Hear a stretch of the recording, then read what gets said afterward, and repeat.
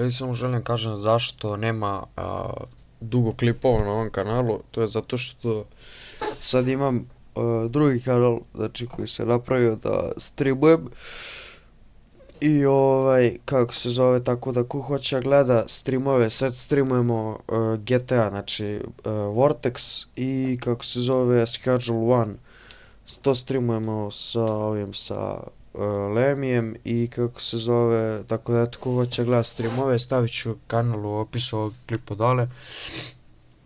Tako da ko hoće gledat streamove nek dođe na taj kanal zato što sam tamo sad eto aktivan.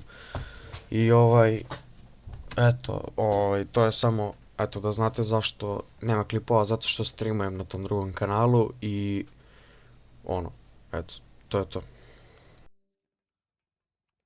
Penje mi se neko.